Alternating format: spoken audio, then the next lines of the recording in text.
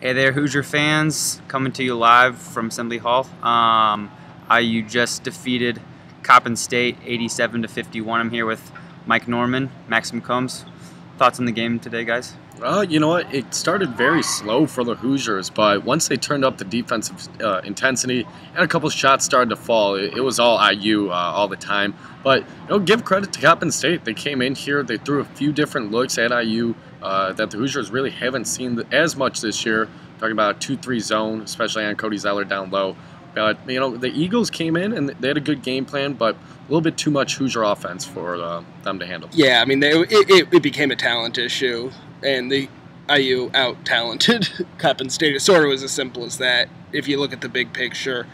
Definitely a slow start. Someone in the press room, we were waiting for the post-game press conference to begin, was saying that they were having flashbacks to 2008, when IU was a lot, and games versus teams like Coppin State really could have gone either way, but they settled down really towards the end of the first half, made some moves, and then to start to figure out that zone. That was definitely it was definitely the most effective zone that I think I've seen used on IU this year, or at least recently.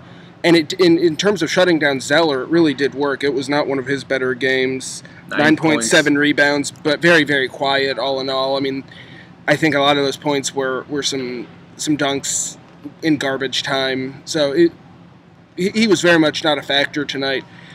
To me, the credit for the win, and we say this a lot now, goes to Victor Oladipo. This guy was a spark plug in every sense of the word, especially to begin the second half. He just had his hands all over every possession, and whether it was getting the steal to start it, getting an assist, scoring it himself, often on dunks. Will Sheehy said this after the UNC game, but I'm going to say it after this one. This was Vic's game. Yeah, it really was, and like we were talking about, it started once the defensive intensity picked up, and Oladipo led that. And we've seen it throughout this entire season that once IU might be down a little bit in terms of energy, or at least on the defensive side, it's either Oladipo, it's Sheehy, even Halls has done it a couple times this season, just to spark this team. And once they spark, everything starts to flow. And, like we said, give credit to Coppin State for getting the Hoosiers out of their rhythm, but also give a lot of credit to Victor Oladipo and the guys on the Hoosier bench that really got it going for IU.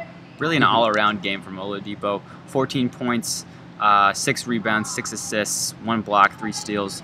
Like you said, Max, I mean, he really was involved, especially in the second half, in pretty much every possession, it seemed like. Yeah, and beyond just those stats, Tom Crean has a personal favorite stat, deflections, which doesn't show up on a lot of score sheets, but this is clearly the most important stat, or at least it seems that way, on his personal score sheet. He brings it up every press conference, and he said that in his now 5 years or 4+ years here at Indiana, Oladipo who had 20 deflections tonight, and that was the best number anyone's put up since Crean's been here. He said the only person who put up more than that when he was at Marquette was Dwayne Wade. So that says something right there. That tells even more that it's good company Vic's to be in for Victor Oladipo, being compared there, at least in terms of deflections to Dwayne Wade. But a very active game, and going definitely need that going forward in this season. Obviously, IU doesn't have the prestige opponents on their schedule in this month of December, but obviously a big matchup coming up with Butler. You have Central Connecticut State coming up next Saturday here at Assembly Hall. So a lot of things for IU to work on. And, once they get back into that gym, they're going to focus on changing it up on defense and offense. We saw a lot of pressing from them in this game, especially in the second half when they got it going. Yeah, Crean's been talking all year about, especially Orlando, when they were playing almost only man-to-man early on this year, and he said, well, just wait, we're going to show you some more stuff on defense. And tonight we started to see that, and I have to think that it sort of lines up with the schedule thinning out a little bit. It's going to be a week until we see this team on the floor again, and it's against another team that will probably produce a similar result to the Central Connecticut State. So I think we're going to start to see a lot more variety on defense, and I think this was just sort of the tip of the iceberg in that regard. Yeah, I think you could really tell that, he was really using these full 40 minutes to get some work done. I think it was maybe about 4 minutes left in the game. He brought 4 of the 5 starters back in. I know a couple people were kind of curious about why he was doing that, when the team was up 30-plus points, but you could tell they were really trying to get some work done in this game, and not just, take for granted that they were going to win by 25, 30-plus points. And I think that was definitely very evident. And Crean was really happy about this performance after the game, even with a slow start. Yeah, because, I think, and Crean said this, the players say this, and I was thinking about it, and it really is true. The slow start was largely as simple as shots not falling. Mm-hmm. The defense that Coppin State was throwing was working, but in some ways it was almost coincidental because IU was still getting shots off. They just weren't going in. And that's what, if I remember correctly, IU missed its first 9 shots of the game, took I think, more than 4 minutes to score, or a field goal. There were a couple of free throws from Zeller.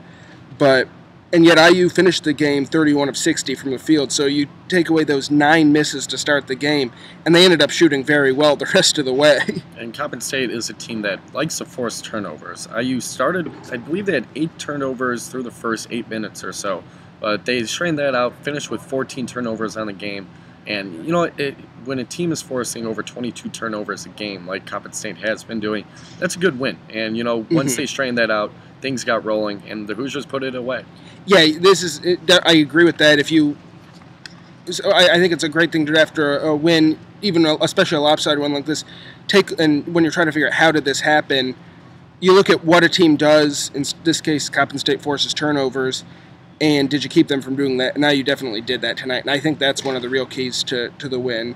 Another quiet thing that jumps out to me, I was just looking, if you remember back at the beginning of the season, I think it took 3 games before Remy Abel missed a shot, and he was perfect again tonight. So maybe we're spinning back to that part of the season. He was 4 for 4 from the field, including 2 threes, so he finished with 10 points in only 12 minutes. So that was, maybe we're seeing a little more of that really quiet but really effective work from Remy Abel. Any other thoughts from you, gentlemen? He's been a very efficient player. I know he was the one guy going into this season that Crean really talked about, had a lot of talent that he really felt like he hadn't unearthed, I guess, for lack of a better word. Going into this season, he felt like he was the one with a lot to prove and a lot of potential there. And I think he's really starting to, he's not, quite as much of a leader as Oladipo maybe. He get holes, guys like that. But I think he's really someone that, when you talk about how deep of a team that IU has, I think he's one that really represents that. Mm-hmm.